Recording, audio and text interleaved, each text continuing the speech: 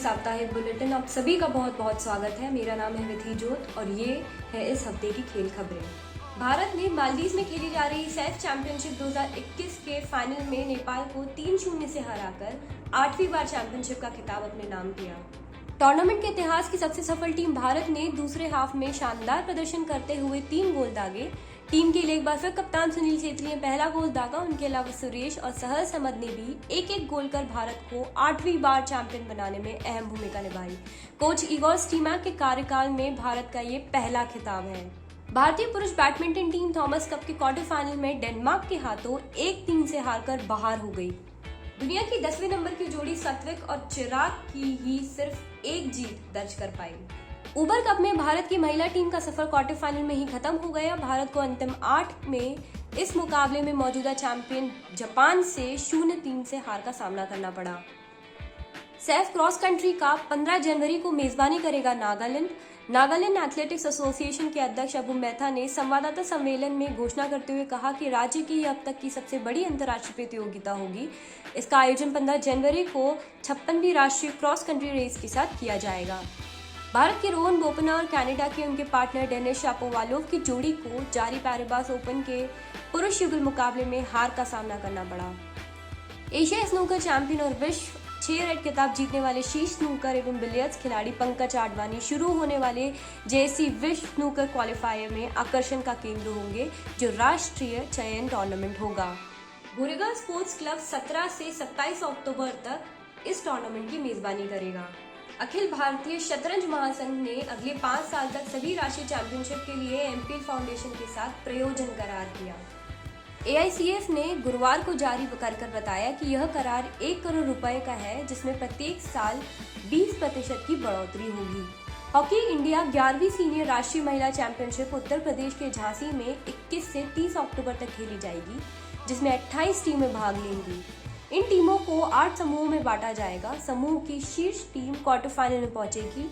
6 दिन तक ग्रुप मैचों के बाद 27 अक्टूबर को क्वार्टर फाइनल, 29 अक्टूबर को सेमीफाइनल और उसके अगले दिन फाइनल होगा। 15 साल की Divya Deshmukh first Saturday grand master शतरंज टूर्नामेंट के दौरान भारत की नई महिला ग्रैंड मास्टर बनी। उन्होंने अपना दूसरा अंतर्राष्ट्रीय मास्टर नॉर्म और आखिरी महिला ग्रैंड मास्टर नॉर्म पूरा किया। उन्होंने 9 राउंड में 5 अंक बनाए और 2452 रेटिंग अंक हासिल की। अब वह अंतर्राष्ट्रीय मास्टर बनने से सिर्फ 1 नॉर्म दूर है। भारत की 5 सदस्य सीएसगो टीम और टेकन 7 स्टार हितेश कोरवाल ने 13वीं ई स्पोर्ट्स विश्व चैंपियनशिप के ग्लोबल फाइनल्स के लिए किया क्वालिफाई। भारतीय ग्रैंड मास्टर एसएल नारायणन ने चेस मूड ओपन शतरंज टूर्नामेंट के आखिरी दौर में रूसी ग्रैंड मास्टर एलेक्सी गोगानोव से ड्रॉ खेला और वह दूसरे स्थान पर रहे। गोगानोव ने 7.5 अंक के साथ खिताब जीता, जबकि नारायणन उनसे आधा अंक पीछे रह गए। हरियाणा के आयुष डब्बास और उत्तर प्रदेश की रूपल चौधरी तीसरी राष्ट्रीय ओपन 400 मीटर चैंपियनशिप के पुरुष व महिला वर्ग में चैंपियन रहे। लड़कों के अंडर 23 वर्ग में डब्बास ने 46.86 सेकेंड में दूरी तय कर खिताब जीता। लड़कियों के अंडर 18 वर्ग में 16 साल की रूपल ने 53.73 सेकेंड्स का समय निकालकर जीत दर्ज की। विश्व चैंपियनशिप के रजत पदक विजेता अभिषेक वर्मा और ज्योति सुरेखा ढाका में 13 से 19 नवंबर के बीच होने वाली एशियाई तीरंदाजी चैंपियनशिप के लिए भारतीय टीम का नेतृत्व करेंगे। कोरोना के कहर के कारण बोस्टन मैराथन को पिछले 124 वर्षों के इतिहास में पहली बार रद्द किया गया था, जो अब दोबारा शुरू हो गई है। मध्य प्रदेश के शीर्ष वरीय दक्ष प्रसाद और कर्नाटक की दूसरी वरीय सुहिता मारूरी ने विपरीत अंदाज में जीत दर्ज करते हुए राष्ट्रीय टेनिस चैंपियनशिप में क्रमशः अंडर 16 लड़कों और लड़कियों के वर्ग में खिताब जीता।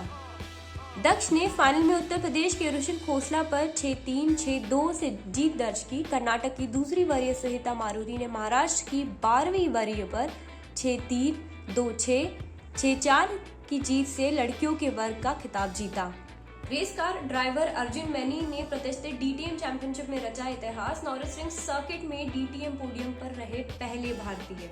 मर्सिडीज एएमजी और गेट स्पीड ड्राइवर अपने पहले पोडियम फिनिश में दूसरे स्थान पर रहे। उसी के साथ मैक्सिमिलियन गोथ ने रेस जीती, जबकि red bull junior Liam Lawson तीसरे स्थान पर रहे। भारत के पूर्व अंडर 19 कप्तान और 2019-20 सीजन के रणजी ट्रॉफी जीतने वाली टीम के सदस्य अवी बरोड का महज 29 वर्ष की उम्र में निधन हो गया। कार्डियक अरेस्ट ने इस विकेट कीपर की जान ले ली। सौराष्ट्र क्रिकेट एसोसिएशन ने इस खबर की पुष्टि की। पूर्व दिग्गज बल्लेबाज राहुल द्रविड़ यूएई में खेले जाने वाले T20 विश्व कप के बाद भारतीय टीम के कोच बनने के लिए तैयार हो गए हैं।